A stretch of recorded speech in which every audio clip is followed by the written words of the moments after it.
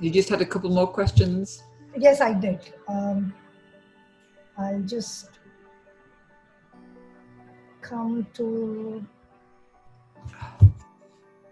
So this is where we were. Yeah. Would you mind if we retake this one? Because it kind of got cut in between. Okay, so my husband always criticizes me. You can use perceptual positions to put yourself, so this is Priyanka. Yeah, so you can put yourself in his shoes to kind of understand where he's coming from, you know, what's the issue. I mean, it can be a very difficult situation to be in, because it can actually eat away at your confidence and self-esteem when that happens over time. Yep. Sorry, I'm so sorry. We're back on. Yeah. I think the key thing is how to maintain, because it depends whether you feel you can talk to him about this or not.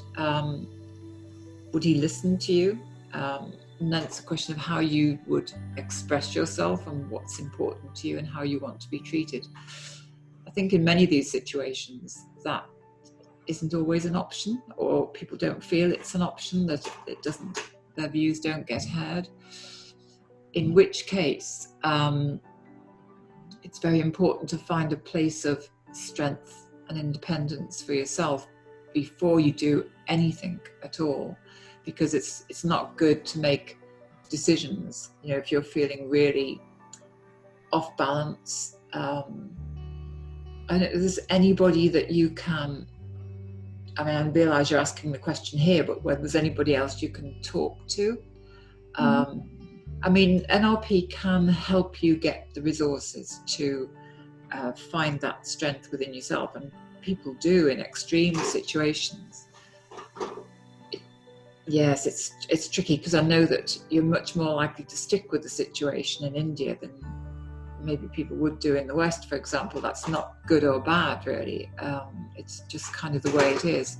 So, yes, that would be my advice. If you put yourself in his shoes, and I was saying this about one of the other questions earlier, and then you step back into the third position and go, what are you being invited to learn? Not directly by your husband, but by the universe. What's this situation prompting you to learn? You know, is it, for example, for you to learn to stand up for yourself, for you to say what you're feeling, for you to ask for what you want, to find a confidence within yourself, to be self-reliant? You know, it could be any or all of those things. So that's a very valuable self-development question to ask. Like, what can you learn for yourself that will benefit you in life, not just in this situation? That would be my overall advice. I get you. So, and I think one thing that I would like to share is, incidentally, at one point of time, I used to feel a little similarly with my husband, except that it was in a very specific instance, which is that he's a very organized person, you know, super organized. And then his criticism would only be in the fact that, oh my God, why are you so messy, and things like that. And then, as you said, when I used perceptual positions, one thing that helped me draw strength from is he's not singling me out for this. No. Firstly, you know, and secondly, it's his need for Yes. something to happen rather than it being related to me directly. Yes, absolutely. So, I think some people have feedback to give, but they don't know how to give it in a very constructive way. So it can just feel like you're being criticized. Yes. Yeah. So no easy answer, Priyanka. NLP can help, but maybe perceptual position and third positioning can help you kickstart. I will take the liberty to say that if the situation persists, you might really want to seek slightly deeper professional help, and all the best for a really happy married life. So moving on. Okay, this I got quite a few questions which are similar. I have not put all their names. Some of them wrote later. But this is to do with people wanting to get into public speaking, Right. but quite not feeling like they would be received well. Well, the only way to find out is to do it. I mean, that's the key with NLP, is like it's experience based. So it's saying you never know really what something's going to be like until you actually do it. And then the question is, what are the little steps that you can take towards that? I mean, it's kind of, when you're saying my English is not good, well, on one occasion I was invited to do, I don't know whether you've heard of TED Talks, but they're broadcast all over the world. So they're done to a big audience and filmed and recorded and then broadcasted on the internet. And I was asked to do it in French. And although I speak French, it wasn't that fluent. But I learned how to do that talk in French. It took me months to learn to do that. So you can do anything if you choose to. And it can be very scary as well. And it's a question of, I mean, there's a very famous book called, Face the Fear and Do It Anyway. Usually the things that count for the most are scary in some way. And then you have to say, okay, so your family might ridicule you, but they may not either. That might be just your thinking. And if you tell people what's important to you, and bring them with you on that journey, then sometimes that can help them to find a way to give you support. And if you can do both, if you can find a way to support them and do this as well, that's often the key to going forward. It doesn't always have to be an either or. So good luck, Nikhil.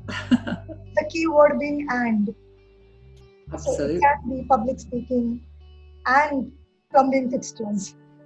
There is an example in my book of somebody who used to be very fearful of doing public speaking sessions. And it was what was going on in his head was what made him so scared. He imagined the audience, just as you're thinking about your family, he was imagining the audience ridiculing him and the audience leaving. And I forget which chapter it's in now, but it's kind of early on in the book. If you can get that example, or if I need to. I'll look that. And he changed the way he was thinking. He changed what we call the submodalities in his thinking. Mm-hmm. And he sent me a letter and had said what's a successful, sort of speech he'd given after that, what a successful presentation he'd had. And all the things he feared didn't happen. I think it's interesting that sometimes when we think things may happen, we almost invite them to happen. When you think about what can go well and concentrate on that, there's something about the energy that you send out from that place that actually encourages that to happen. So for Nikhil, just do it. Both can happen. Look for how badly you want it and what's going on inside you when you're thinking about public speaking. Is on a lighter note, Sue, I believe yesterday when we were having an issue with Zoom, yes. I almost feel like invited it because I was going on thinking, I don't want anything to go wrong with Zoom. It's a call with Sue. It's a call with Sue. Yes. Look what happened. But we managed to get the part 1 done. And we did. Yeah. Yes. It just happened. You believe? It's very good to get to a place and go, well, whatever happens, happens. And actually there can be more learning in how we handle that than if everything just goes smoothly. The key thing is to go, okay, I'm getting closer to the desired state I want for myself, and there's going to be learning all the way. That's the key. Just going to keep learning. There is no failure, only feedback. Exactly. So which brings me to the next question, one of the last ones. How can we use perceptual positions if I want to get my teenage son to help me? Okay. Well, again, I know this gentleman and he also has your book, and he's like, oh, she has grandchildren, and to tell me how do I deal with this? So I'm like, we'll try.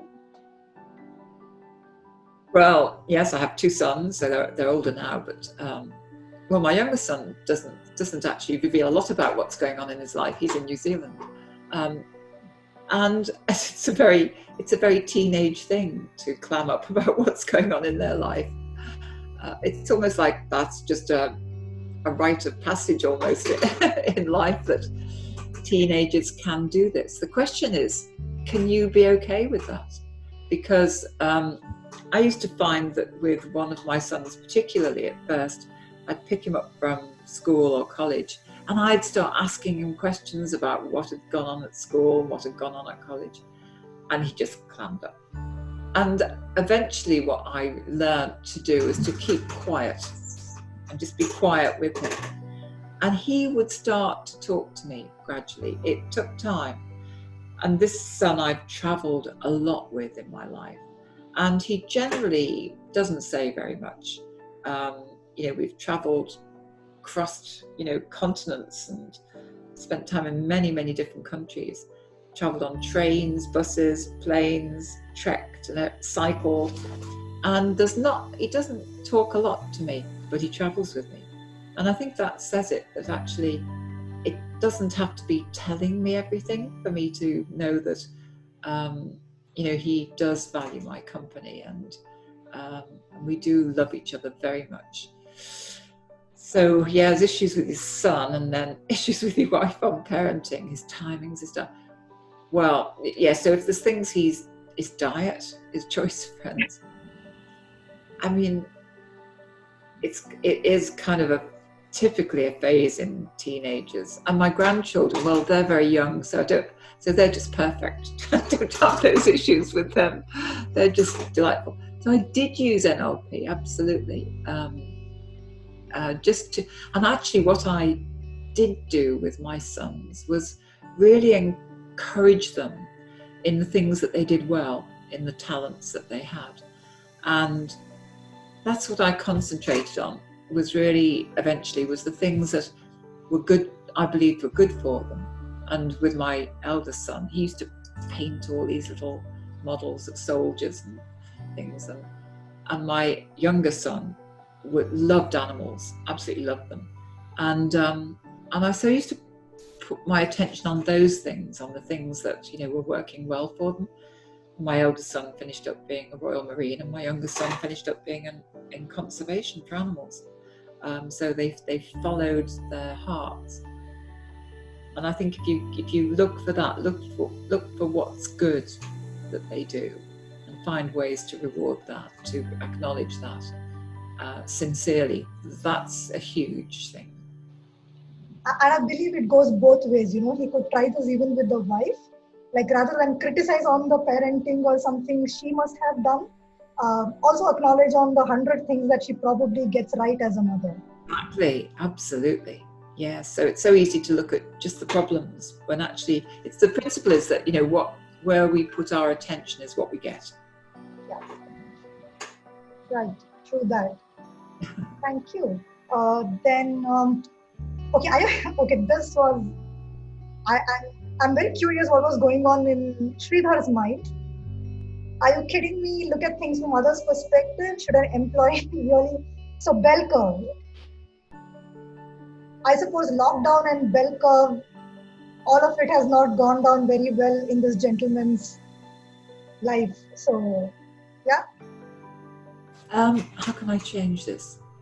What's he, I'm not sure what he means by the bell curve in this context. So bell curve, it's an HR terminology where they give like the highest rating or the highest performance bonuses.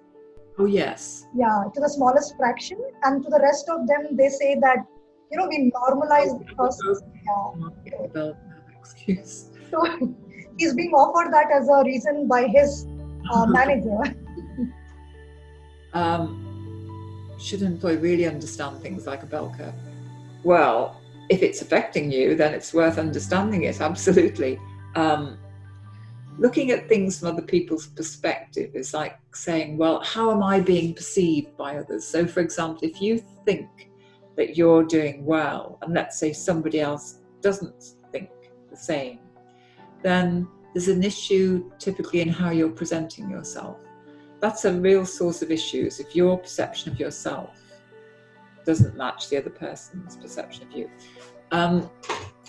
I talked about my sons in answering the last question, and I don't know whether they applied the bell curve, but at his school they made certain of his year prefects, and they didn't make everybody a prefect because there was principles about how many people.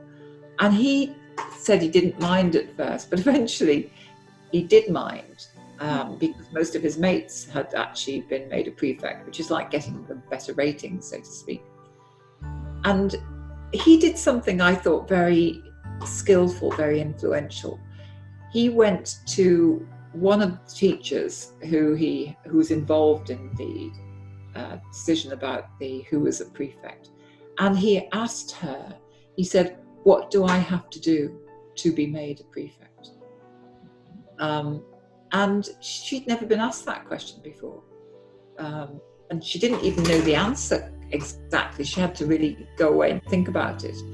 But eventually, she did come back with an answer and said, well, the people who are made prefects are prepared to do this, and I've done that. And he said, if I do those things, will I be made a prefect? And she said, well, yes, I guess so. And he did, and he was.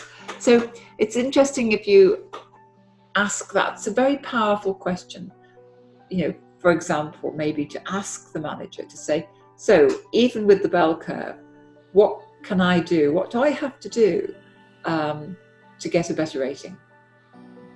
You're asking them for measures of success for performance, which often people don't have very precisely, but it certainly encourages them to get it. Right. Or at least from an awareness point of view, it places him differently in his manager's eyes as well. Yes. So it's like saying, okay, here I am. I want to get a better rating. What do I have to do? Yes. Something, in fact, which has worked very well for me as well when I was working. I would hound my managers. Like, okay, I need the number 1 rating. Tell me what needs to be done. So, yes. and they have shared, as you rightly said, they have then given me very clear metrics of success.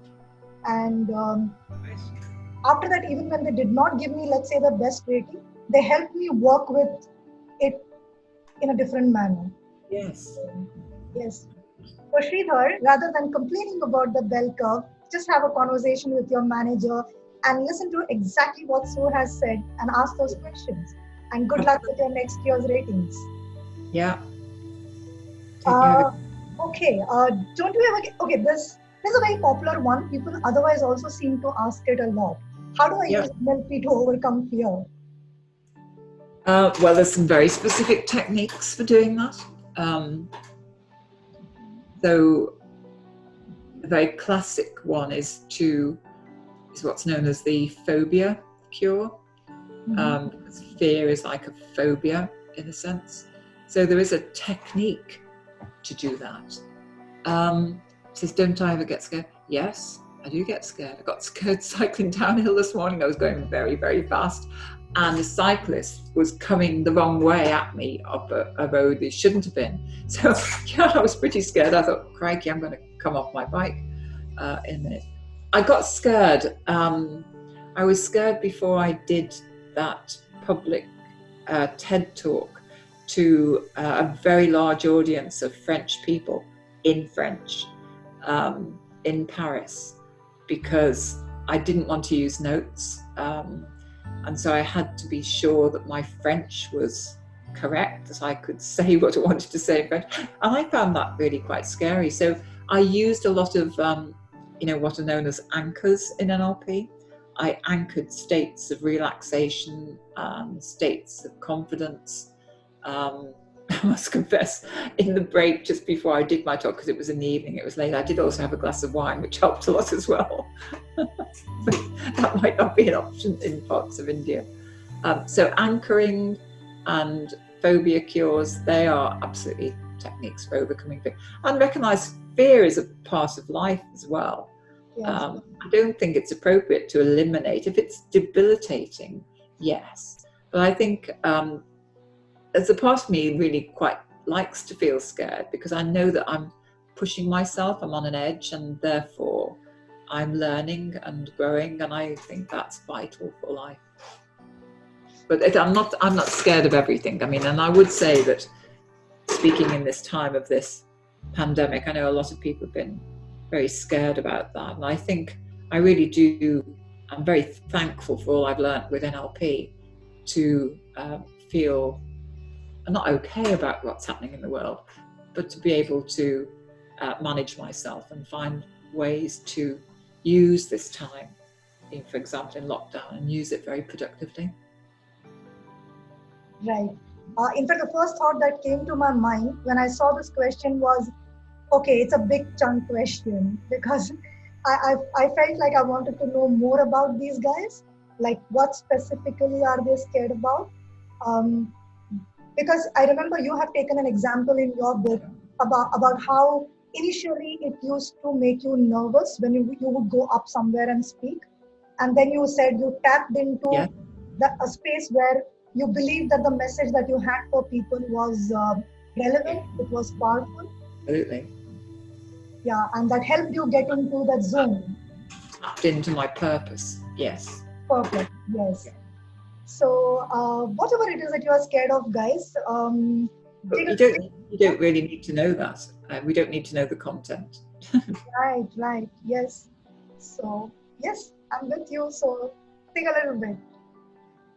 Otherwise, you get drawn into the content. What's the most challenging situation I have faced? And how did I deal with it? Goodness me. Well, that one I've just talked about, that was challenging. Yeah, it took me, as I say, it took me 3 months to learn the kind of French. I mean, I speak French, but to learn the kind of French I needed to be able to get a very important message across, because I was speaking about the rape in Delhi. And I felt very, very strongly about that. And I wanted to get that across to the audience. And so that was very challenging to get the significance of that across and do it in French, for example. Most challenging situation I faced.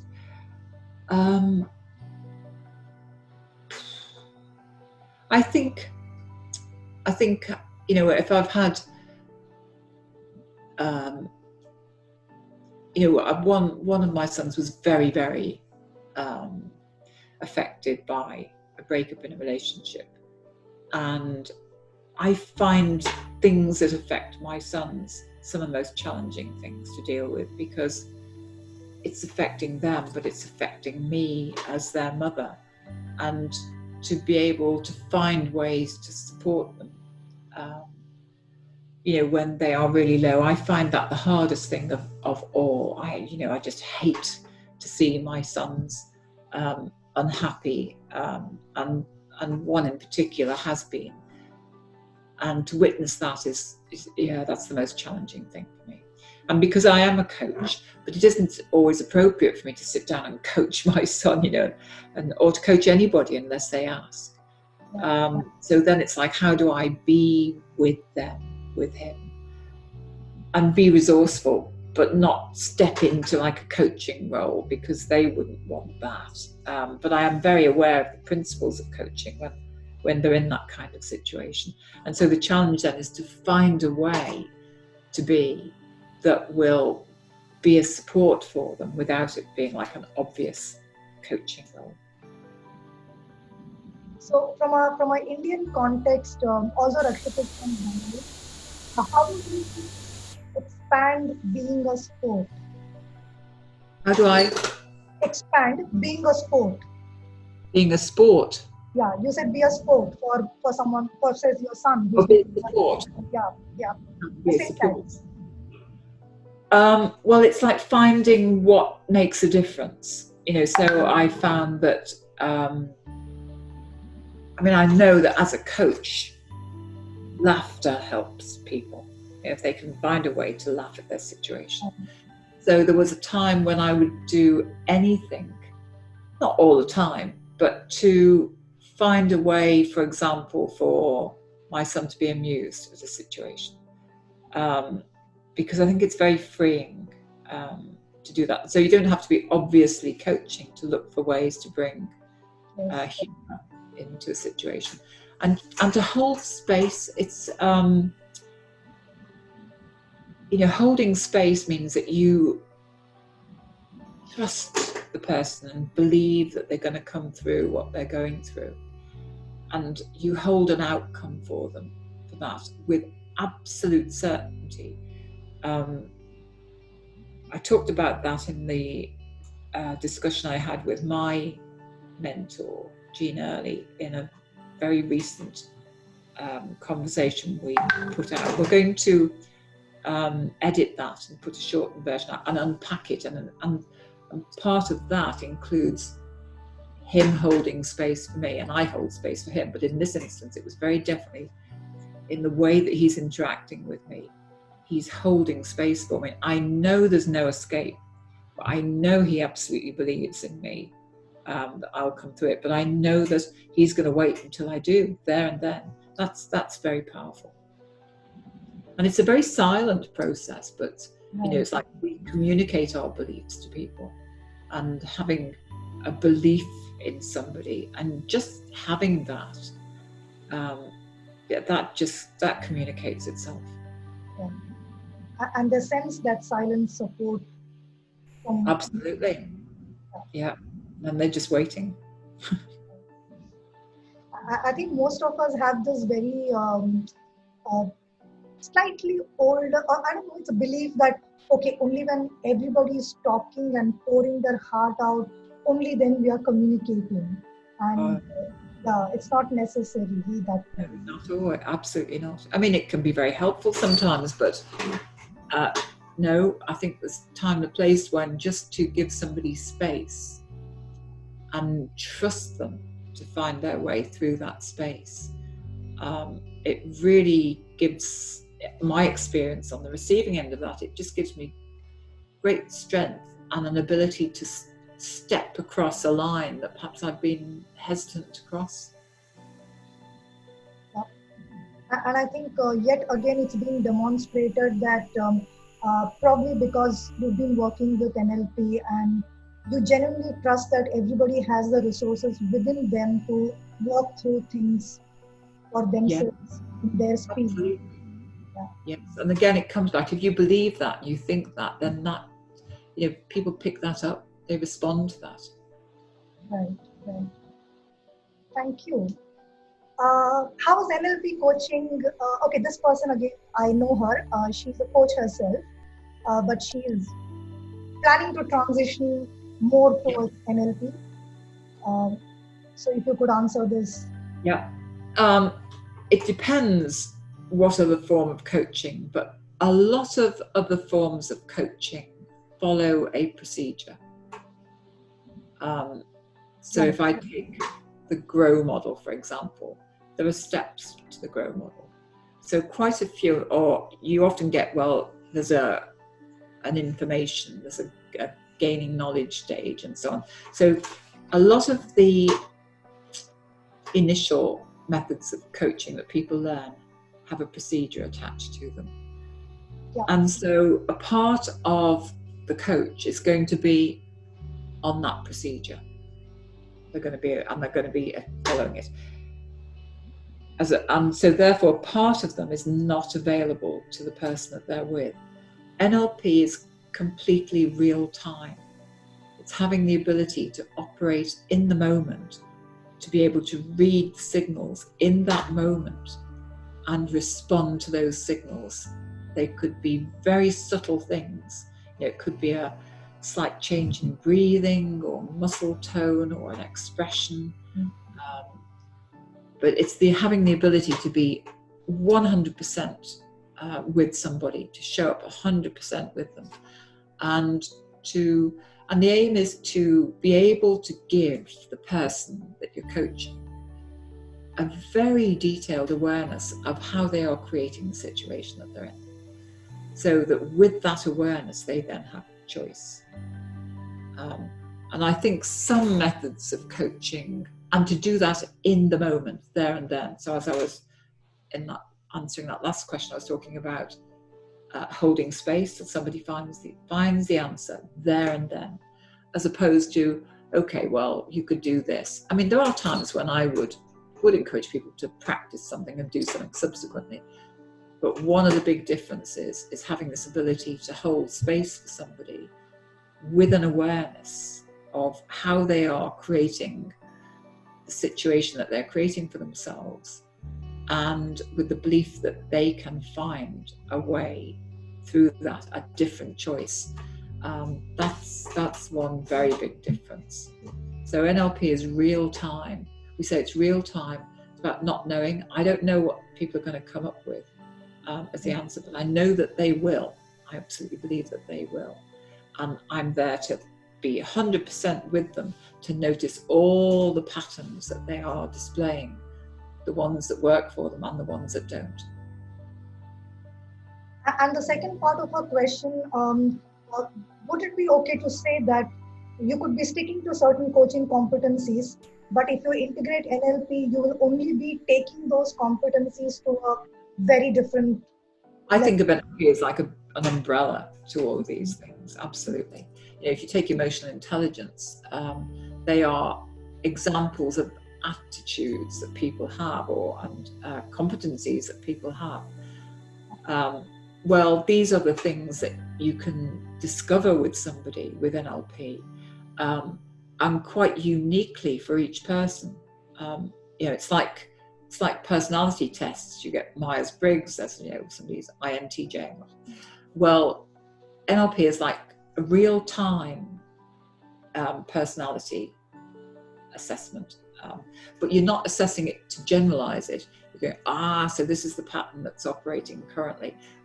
This is how they're doing what they're doing. This is how they're getting the result.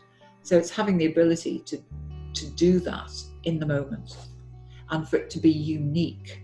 You know, so Milton Erickson, you know, one of the people that the founders of NLP studied, and they studied some really top. They were psychotherapists in the main, but you know, it's the same. For me, it's the same as coaching. And Milton Erickson said, unique therapists make unique interventions with unique clients at unique times in unique ways, meaning you're not repeating stuff, you know, it's gone before. You're not offering a categorization that you've ever offered anybody else. It's unique. And that has a quality that people respond to that is very different to, you know, anything that they probably experienced before. Yeah. So two powerful things, Mehak. One is 100% being present with your coaching, and the uniqueness of the whole process is definitely aspirational. Yeah. Sounds fascinating. Yeah. So looks like we are at the end of it. Right. Very interesting question. Very valid questions. Yeah. So you know, I just take these few liberties where at the end of my videos I take the liberty to say, hey guys, if you have any questions, ask me and I'll have Sue answer them for you. and that's how they specify. So I get some questions where they're asking me that, and many where of course they want to hear from you. So thank you so much for that, Sue. So you're very welcome. Yeah, it's always good feedback to know just what people are thinking about NLP, the challenges that they face, because I can remember when I was first learning, and I still have questions and challenges. Right. But it's a very good reminder, you know, that, and especially with things like rapport and perceptual positions, people get get quite different understandings about those, about what rapport is, for example. You know, so that's a very popular misconception. And same with perceptual positions. It's not about just letting people do what they want. It's about knowing how you are being. So those things are very, very valid, very important questions. Yeah. Yes. Thank you. So I'll thank you. Thank you for asking me. Thank you for persevering with Zoom. Thank you for the additional things that you added to the answers to the questions as well. That was very helpful. Thank you. And it's all thanks to NLP. And that's why probably I so believe in this subject. It truly helps me explore many things for myself.